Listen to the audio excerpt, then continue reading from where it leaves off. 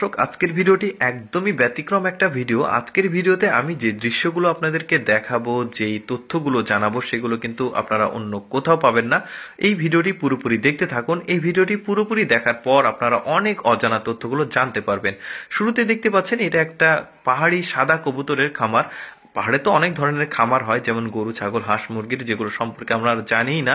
আর এর মধ্যে এটা হচ্ছে সাদা কবুতরের খামার। চিন্তা করে দেখুন, বেশ চমৎকার লাগছে কিন্তু দেখতে এই খামারটা। এরপরে যে খামারটা দেখাবো এটা তো একদমই এক্সেপশনাল। উপরে দেখুন কবুতর উঠছে আর নিচে রয়েছে গরু, মানে সমন্বিত খামার বলতে পারেন এটাকে। কবুতর কিন্তু অনেক প্রফিটেবল একটা বিজনেস, যেটা আমরা অনেকেই জানি না। আর এইভাবে কিন্তু খামার কেউ করেনি বা আমরা দেখিনি। এই ধরনের খামার কিন্তু আপনাদের প্ল্যানে রাখতে পারেন। এরপরে যে খামারটাকে দেখাবো এটা হচ্ছে ছাগল খাসির একটা পাহাড়ি খামার। এখানে প্রায় 15 থেকে 16,000 ছাগল খাসি রয়েছে।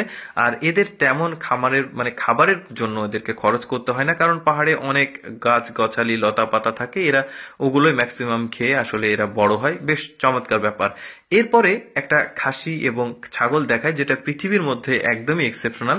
ওদের পিঠ দেখুন ভাঁজ, আর ওরা যখন হেঁটে চলে তখন নেচে নেচে হাঁটে। স্বাভাবিকভাবে হাঁটে না, যেগুলো আমাদের এলাকার যে ছাগল খাসি রয়েছে ওরা কিন্তু স্বাভাবিকভাবে হাঁটে, বাট এরা নেচে নেচে হাঁটে আর পিঠের কাছে ভাঁজ রয়েছে। আর আফগানিস্তানের ম্যাক্সিমাম জায়গাতে এই ধরনের খাসিগুলো পাওয়া যায়, আর পাকিস্তানের কিছু কিছু অঞ্চলে এই ধরনের খাসি ছাগল পাওয়া যায়। বেশ চমৎকার ভাবে কিন্তু ওদের হাঁটার যে দৃশ্য আমার বেশ চমৎকার লেগেছে। আমাদের এলাকার যে খাসি ছাগল রয়েছে সেগুলো থেকে একদমই আলাদা। দেখুন কত সুন্দরভাবে হাঁটছে। আচ্ছা, এরপরে যেটা দেখাবো পানকৌড়ি সম্পর্কে আপনাদেরকে কিছু গুরুত্বপূর্ণ তথ্য দিই। পৃথিবীতে 40 প্রজাতির পানকৌড়ি রয়েছে। আর এই পানকৌড়িগুলোকে এখানে ইনভাইট করে নিয়ে আসা হয়েছে। এই যে জলাশয় দেখছেন, এখানে অনেক ছোট ছোট মাছ ছাড়া হয়েছে বিশেষ একটা কারণে। সেটা হচ্ছে এই পানকৌড়ির যে পিসটা রয়েছে, মানে পায়খানা রয়েছে, এটা পৃথিবীর সবচাইতে উর্বর সার হিসেবে ব্যবহার করা হয়। আপনারা গুগলে বা উইকিপিডিয়াতে সার্চ করলে জানতে পারবেন। বেশ চমৎকার ব্যাপার কিন্তু। এই যে মাছ ছাড়া হয়েছে, ওরা মাছ খেতে এসেছে, এখানে কিন্তু পায়খানা করে। এই পায়খানাগুলোই নিয়ে যে প্রসেসিং করে আসলে এই সারগুলো তৈরি করা হয়।